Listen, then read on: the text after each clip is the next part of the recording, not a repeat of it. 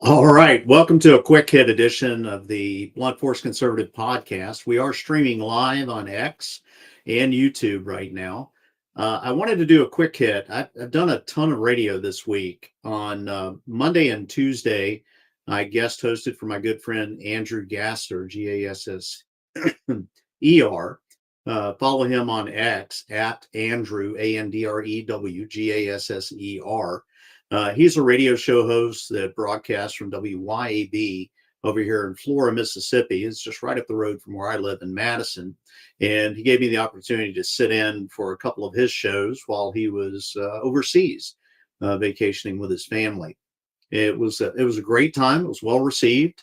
I was on the air from 11 to 1 Eastern, 10 to noon Central. And then yesterday, I had the excuse me, had the opportunity to guest host for another one of the individuals that is a host at WYB, and that's Clay Edwards. If you take a look on my X page that you're going to see, let's see, there it goes. So let's try to get to, let's go right there. See if that pops up. That is not it. Share this tab instead. Let's try that. Okay, there we go. Sorry, just playing around with this new Restream app that my brother-in-law and some others had gotten me onto. Gives me an opportunity if I'm traveling on the road if I need to do a quick hit like today, or if in a pinch, if my brother-in-law, who actually produces the show, is not available. As I said on the radio this week, I think it's better to have a producer working with you on a show. It gives you as a host more time to focus on what you want to say, the things you're looking at, and the producer can take care of things in the background, like putting information in regarding your who your guests are, any news that pops up, if there's questions from people, asking questions on X or YouTube or text messages. It just makes it a little bit easier. But if you'll go to my page, you'll see it right there. You can see me in my Crimson Tide Alabama shirt as I guest hosted for Clay Edwards. We got a good response there. Actually, a good number of views for something that wasn't widely announced before we did it. I appreciate Clay giving me that opportunity. As I mentioned, Clay Edwards, you can find him on X at Save, SAVE, JXN. That's for Save Jackson. And Clay is he is the most Mississippi. He is he's the man here. Although this is not the largest radio station, WYAB, Clay has built pretty much the Clay Edwards. He calls it the FAFO. F around and find out. He sells a good bit of merchandise based on his show. He gives out FAFO awards. Highly recommend that you follow Clay. We had some great guests this past week, and on Monday had my good friend John Nance. John is a columnist for townhall.com. He's also a fellow retired FBI supervisory special agent. So we had John on in the first hour. In the second hour, we had my really good friend, and that is Chris Salcedo of the Chris Salcedo Show on Newsmax. Chris has had me on his radio and television show a number of times. He broadcasts out of KSEV in Texas in the mornings from 8 to 10 Eastern, 7 to 9 Central. And he's on X, Rumble, pretty much anywhere, any of the places that stream, he's out there. And then in the afternoons, he has his show, the Chris Salcedo Show, that's at 4 o'clock Eastern, 3 o'clock Central on Newsmax. He also does what he calls almost like a Liberty Hangout on Thursday evenings. And that's where the people that visit the Hangout run the show. And Chris is really good at how he can articulate topics, especially involving politics. I'm really impressed with the things that he does. He has a book out, and I highly encourage you to take a look at that. You can go to chrissalcedo.com, CHRISSALCEDO.com. And if you order that book early, you get a few dollars off there. You don't have to mention no tags, nothing like that. So I wanted to take the opportunity to do a quick hit here, only for a few minutes, because we are looking at doing something new with the Blunt Force Conservative podcast, and we're gonna have a couple of different channels. One of those channels that we're going to start out with tomorrow is sports commentary. Now I know there's a lot of sports commentary out there, and if you listen to Jason Whitlock and others like that, Stephen A. Smith, Paul Feinbaum, politics definitely dovetails into sports. But we're going to stay a little bit clear of that. Those of you that know me know I am a rabid Alabama fan. Was born and raised in Tuscaloosa. I've been in the presence of greatness with Coach Bryant and with Coach Saban. I have not gotten a chance to meet Coach DeBoer yet. I look forward to that. I have met the basketball coach, Nate Oates, my best friend of 50 years. It feels weird at 61 years old to call somebody your best friend, but that's technically what it is. He is really good friends, well connected with Nate Oates. And the last time I was in town, we just went over to Nate's house and hung out for a little bit and got Nate to autograph a basketball for my oldest son, Jake, his wife, Sarah Grace, and my new granddaughter, Sutton Grace. So he was able to autograph a basketball for them.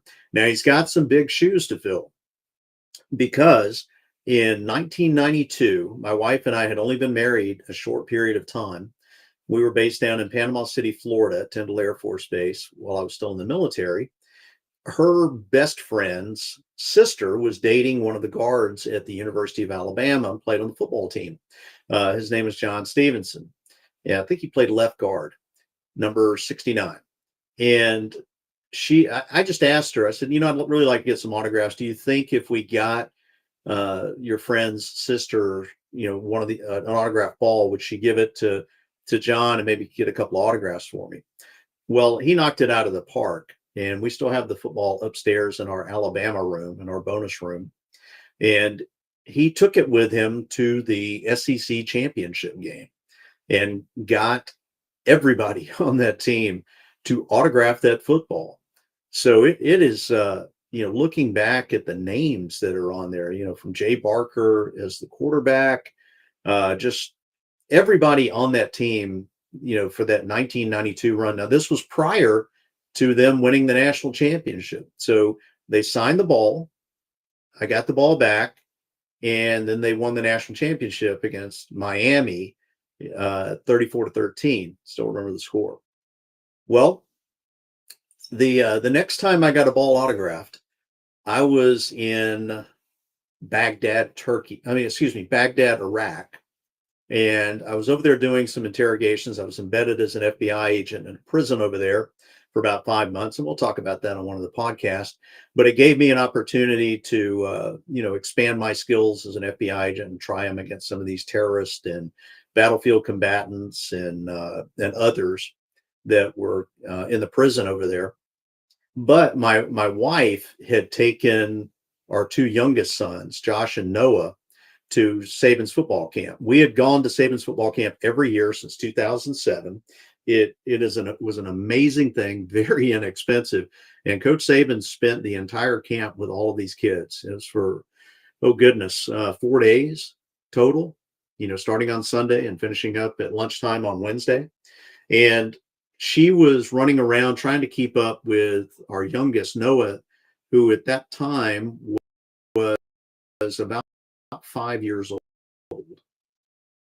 And he wasn't old enough to attend the camp yet. On the camp. And I think our oldest son, he was at the camp that year as well.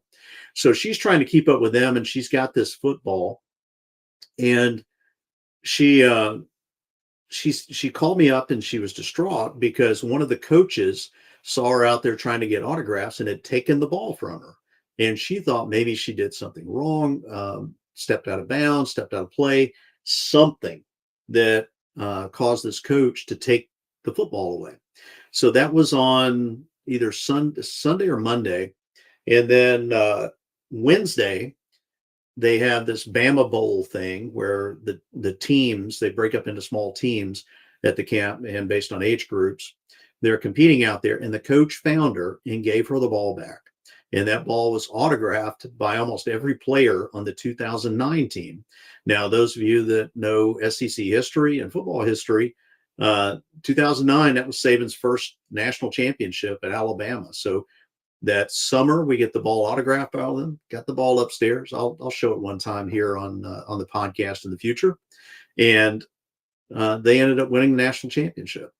So now I've taken a basketball and I've given it to Nate Oates, and Nate has signed it. I haven't told him that the standards are set pretty high right now for him to be able to win a national championship in basketball, but we'll see how it works out. If it does, heck, maybe I'll talk to my friend Mark and see if we can encourage Nate to maybe say a few words on the podcast. You never know. But I wanted to take the time to do a couple before we get off the air here. I do want you all to take a look at my X account. If you're not following me, go ahead and follow me, or subscribe to YouTube. Just search for Blunt Force Conservative. So tomorrow morning, we've got this planned for years. My sister Taffy and my brother-in-law Chris and my brother Kevin have encouraged me to get into this podcast game, and I just really, I didn't embrace it until now. I'm starting to have a little fun with it, starting to like it. But we're going to talk a little bit about the Alabama-Missouri game first thing in the morning. We're planning to go on about 8 a.m. So watch for that alert when it pops up on X and YouTube. You can subscribe to YouTube and it'll let you know when it happens. You can always watch the replay as well. But we're going to give our assessment. You're going to hear the conversations that the three of us often have in text messages and in person when we're discussing Alabama football and what we think and what we see and the response in the media. I think it'll be interesting. I think you guys will enjoy it. For those of you that follow football, yeah, you're going to hear some guys that are definitely, pro Alabama football. But we do demand accountability. The expectations are high, as Coach Bryant used to say, but so are the rewards. So when we expect to win a national championship every year, when we expect to win every game that we play, that's because of that standard that's been set. And the coaches that come and coach at the University of Alabama are held to that standard, and the expectations are there.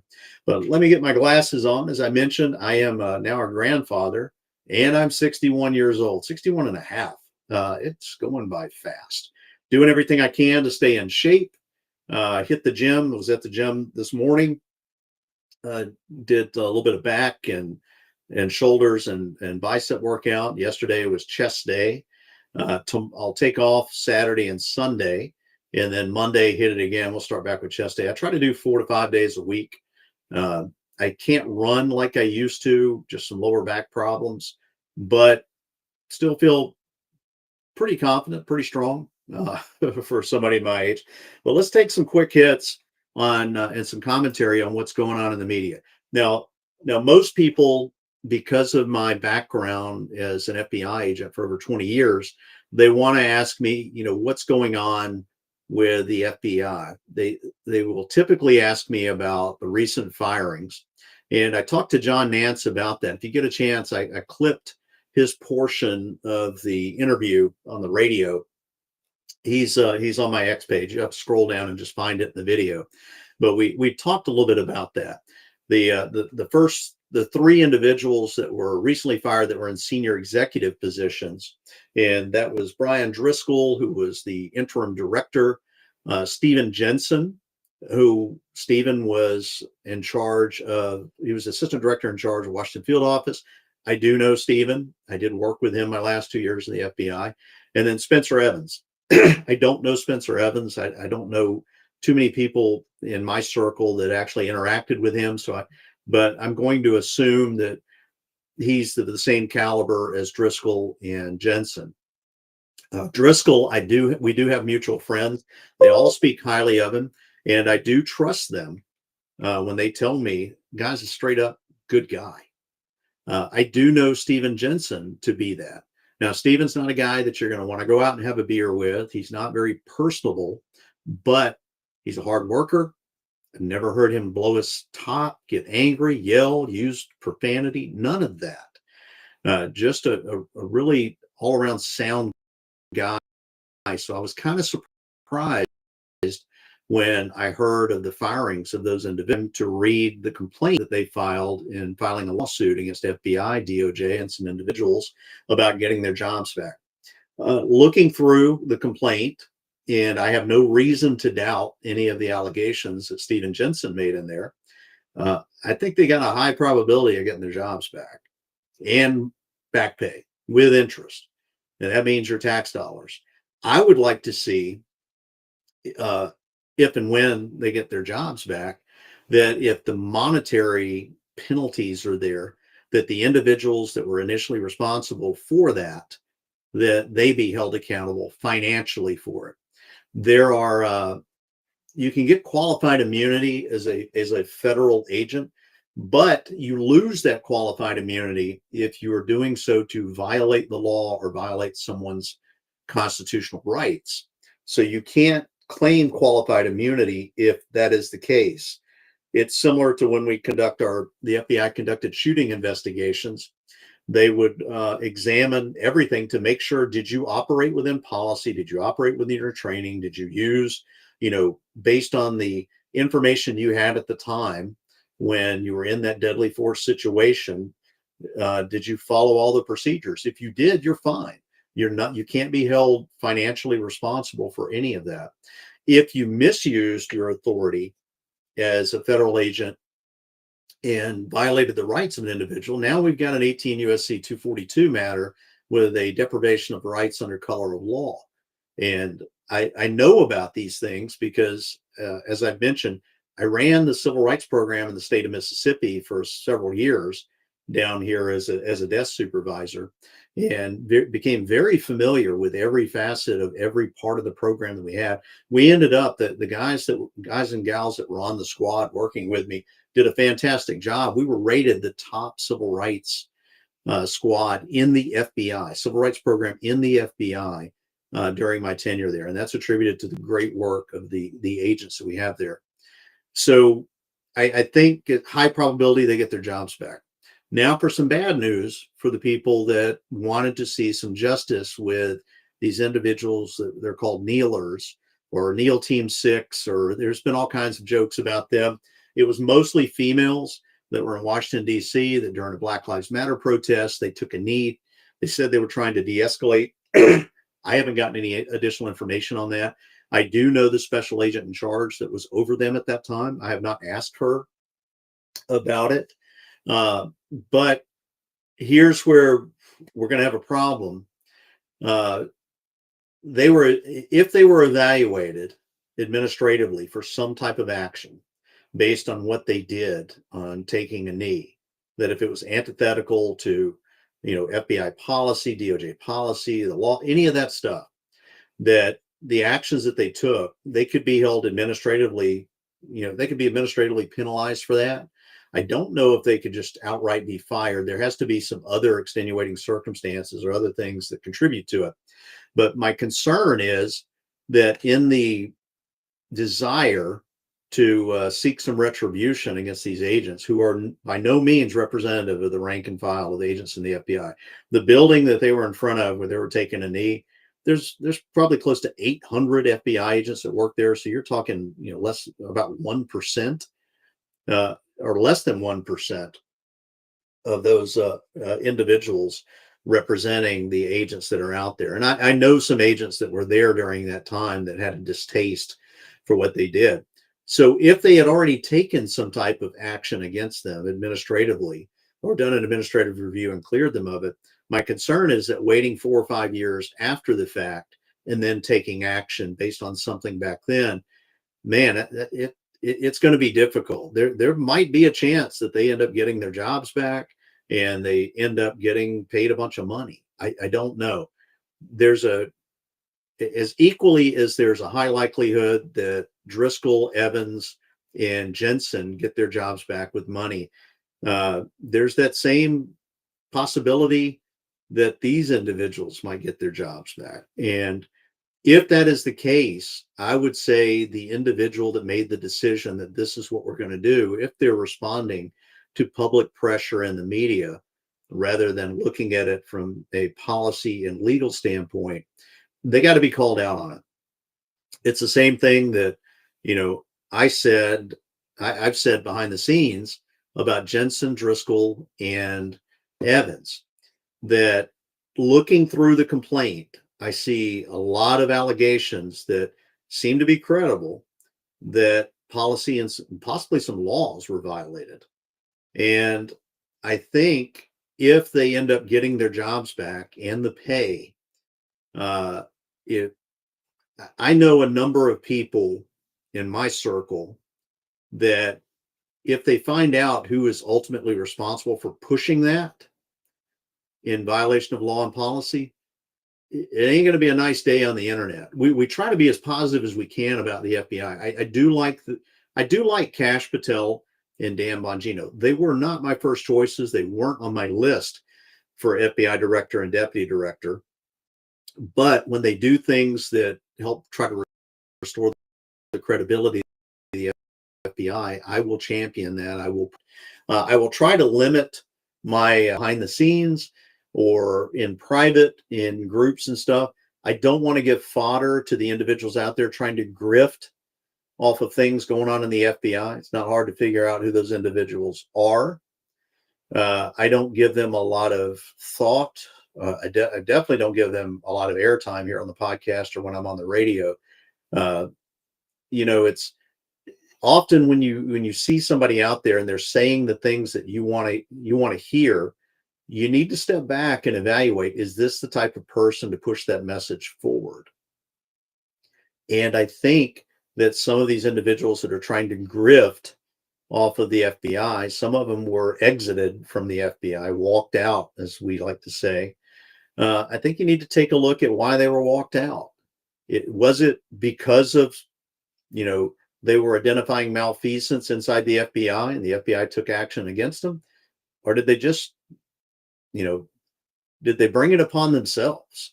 Not through identifying that malfeasance, but just because they probably weren't a good employee, weren't a good, public servant, definitely weren't a good law enforcement officer.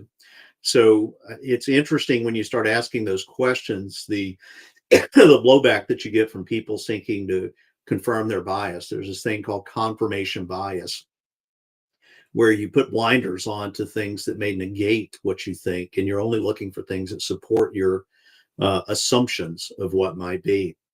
But let's do this real quick hit, and then we're going to sign off. If you got any questions about Alabama football, please don't hesitate to DM me or post them or tag me on something, and we'll try to address it Saturday morning. Highly encourage you to tune in. It's gonna be fun. You're gonna hear us break down things, disagree with each other, agree with each other, probably a little tongue in cheek, brotherly love between me, my brother, and brother-in-law.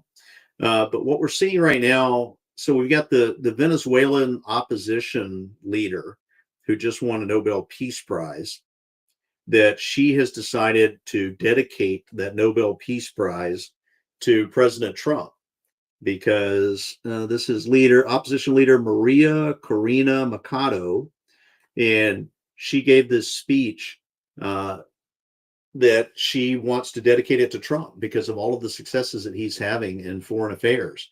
I never would have thought he would have had such great success in foreign affairs from his first administration to this one.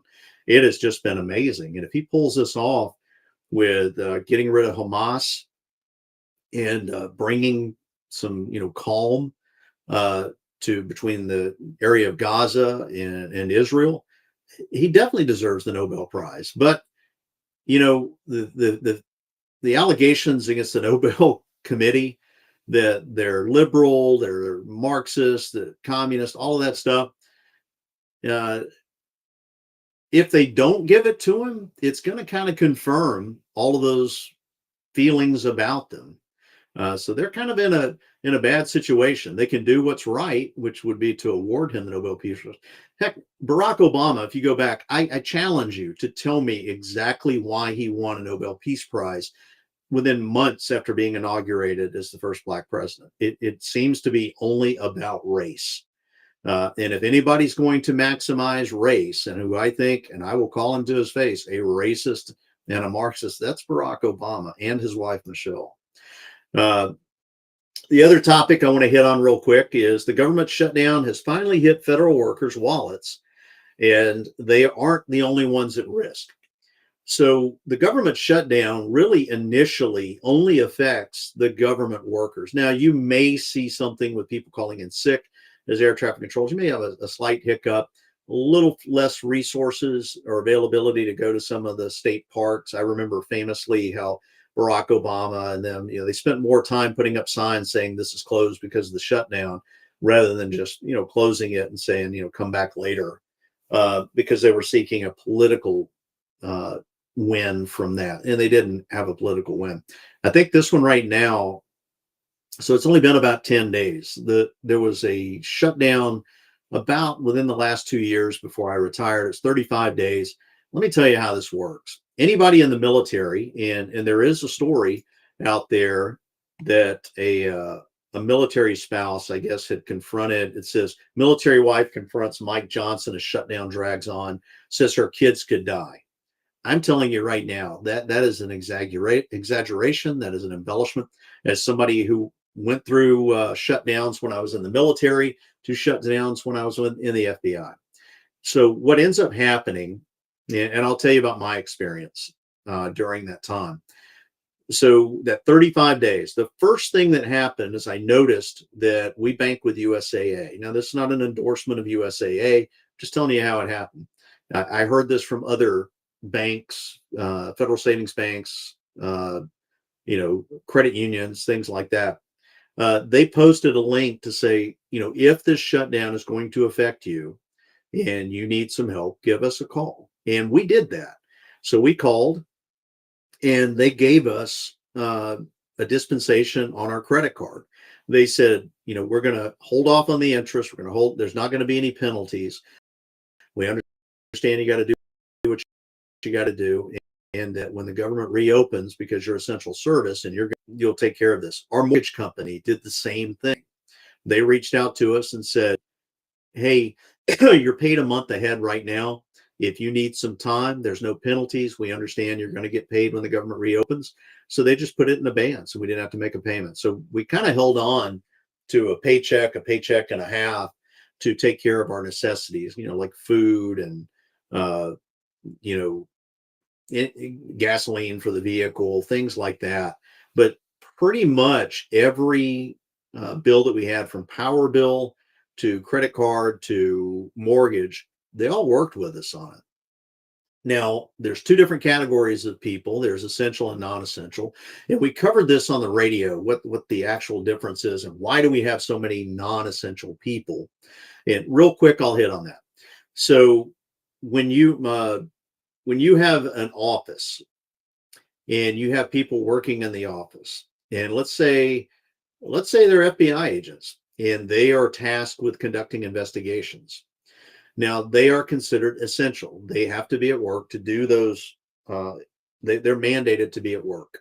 So because they're mandated to be at work, when the government reopens, they're mandated to be paid immediately, because they're working off of the budget that's in abeyance.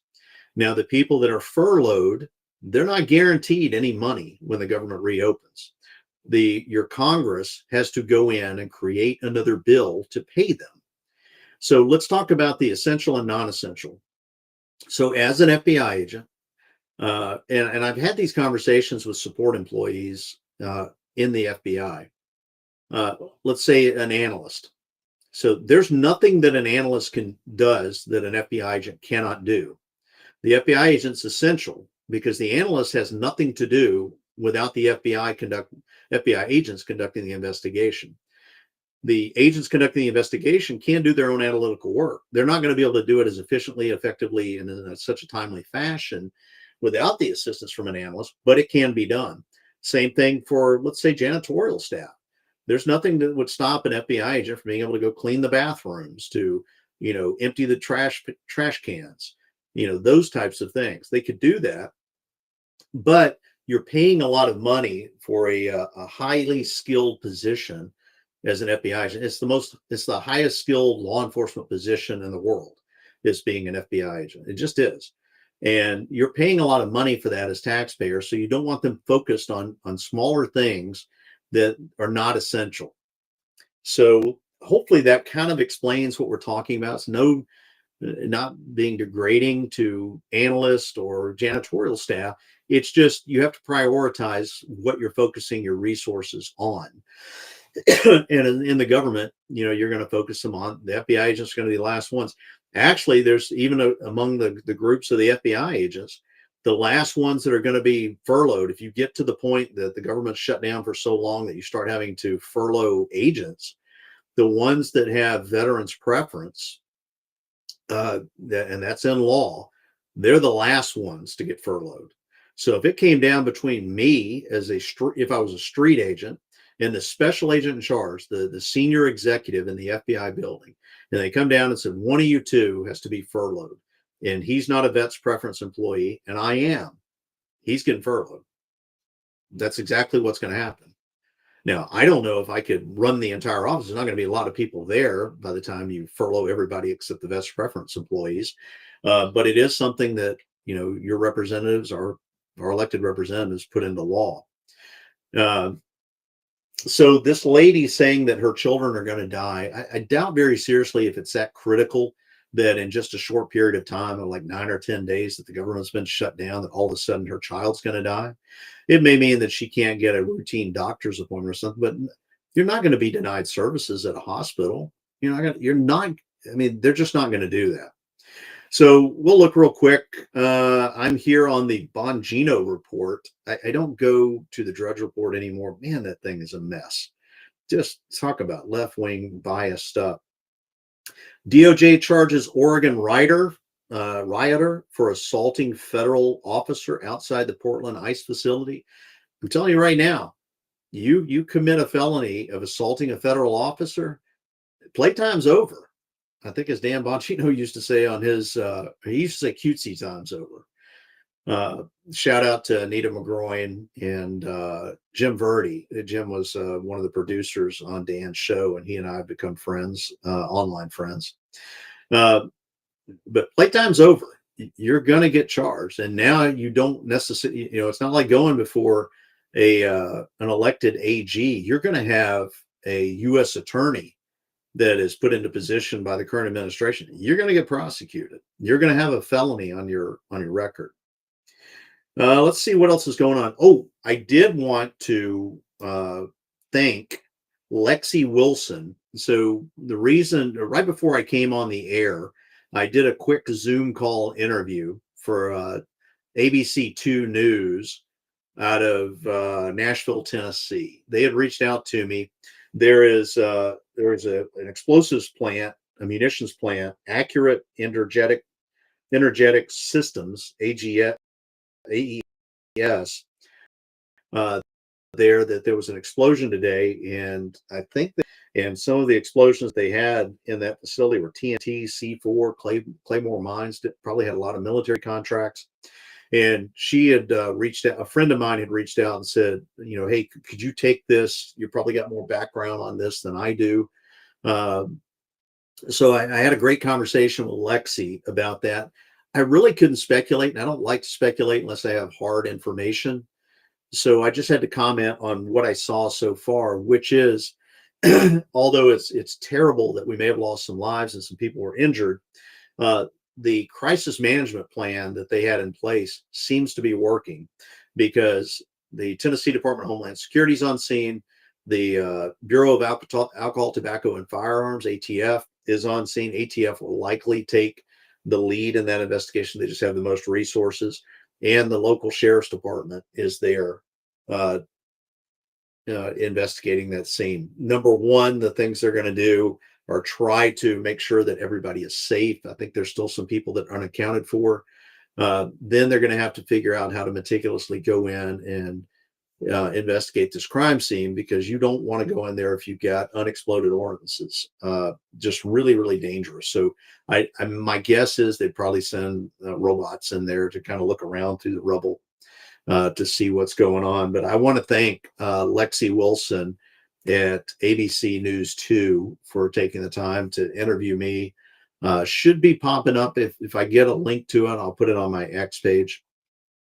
Let's get back to the news, what we see out there.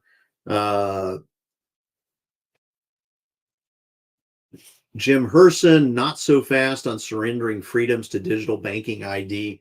I'm not a big fan of anything digital like that. It plays into what scripture tells us about the mark of the beast in Revelation.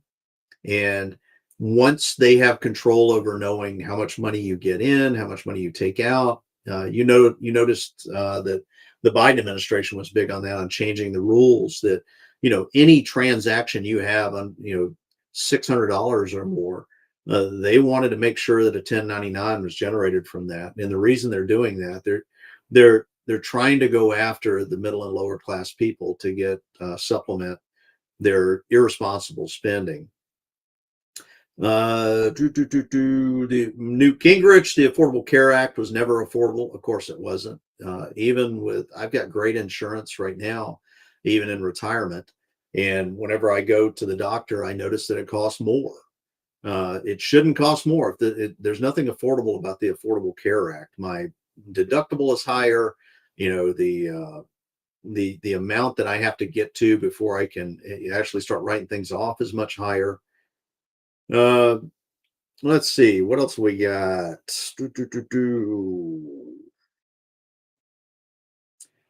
Laura Hollis, when public policy replaces private virtue. I'm guessing that probably is dealing with some of your Bill of Rights, Amendment rights, First Amendment rights, of what the government can do. I plan on doing a show coming up just talking about the Constitution. That's something that I'm really passionate about. I've been successful with it. It's not hyperbole when I say undefeated on the constitutional debate stage. I've had a number of attorneys, law professors, others that have tried to challenge me on the Constitution and hadn't worked out well for them. I mean, I can lose one here or there. If I do, I'll change that. But I am passionate about it, and I wish more of our elected representatives took it as seriously as I do. So anything else popping up here? Let's see. Californians rush to Florida. That's not unusual. Greta Thunberg. Apparently she used a photo that she was alleging that was a Palestinian or Hamas that was starved, and it turned out to be an Israeli hostage. Trump's tariffs bill fuels surge in September budget surplus. That's turning out. There's been a lot of those prognosticators in the economic markets that got a lot of egg on their face. So this government shutdown. This is the last thing I'll talk about before I get off the air here.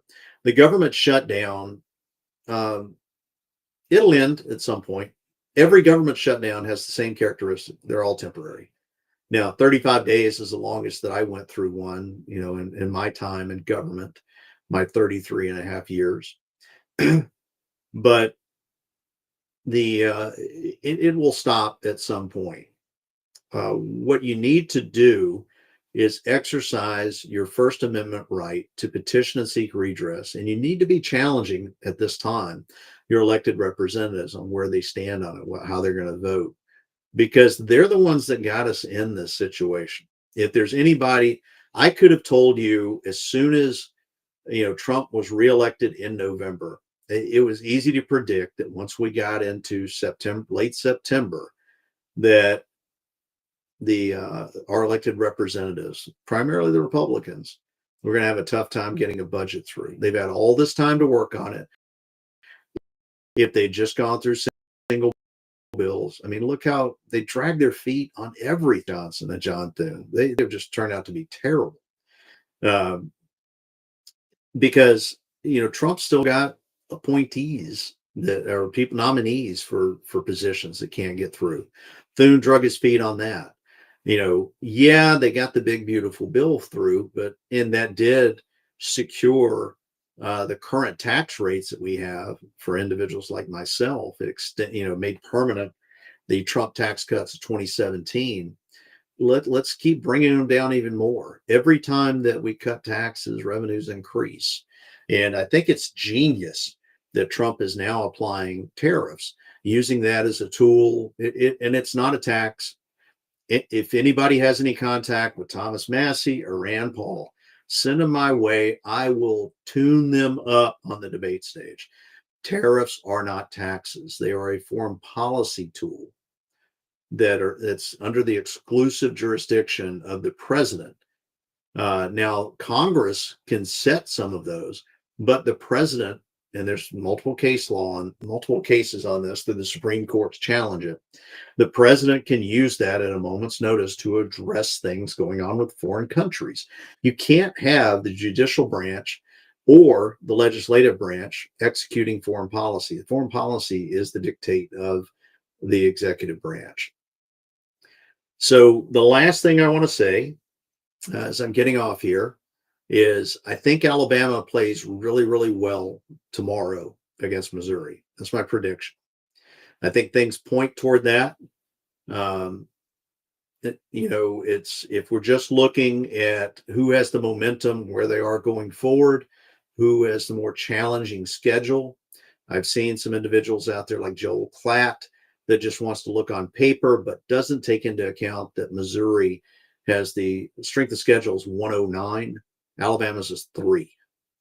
I mean, they play tougher opponents and they've done well, and they're getting better as they go through it. I like to stay with trends, and Ty Simpson seems to be on an upward trend. We got Jam Miller back at running back. He did really well against Vanderbilt. I think he's going to do really well tomorrow. Pick your poison. Pick your poison. Ty Simpson, if you want to try to just focus on stopping the run, and you're gonna blitz from the outside on him, that's going to free up one-on-one situations in the backfield, and he is going to dice you up. He's going to dice you up. If you decide to focus on, pull your edge rushers back for run support, that's going to open up. I mean, for the passing, that's going to open up. That's going to limit your run support. So we'll see how it goes. I don't think they're as balanced as they were under Saban a number of years, but they're getting there. They're getting there. They're only getting better, and I like to watch that trend. So thanks again for taking the time to pop in here for this quick hit. I planned on only going about 15, 20 minutes. I've gone a little longer than that. I do enjoy getting the chance to talk on here. Thanks again to my guest that came on the radio with me this past week, John Nance, who is, again, a columnist for townhall.com. He's at the John Nance. He's also a fellow retired FBI supervisory special agent. I want to thank Chris Salcedo of Newsmax. Go to chrissalcedo.com and order his book, and follow him on X and YouTube and Rumble, everywhere you can get podcasts, and watch him on Newsmax.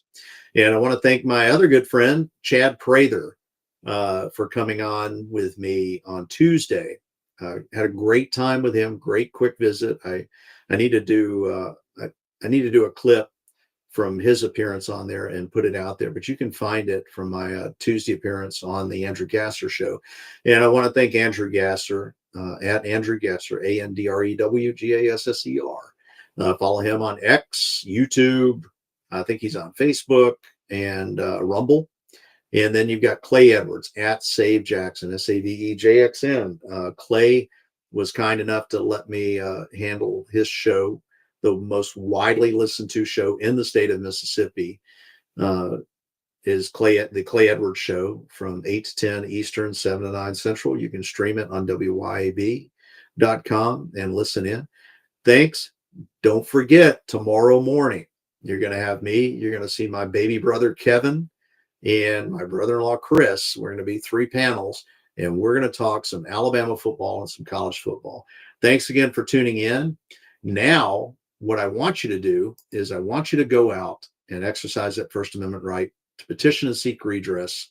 And I want you to confront your elected representatives on the things they do.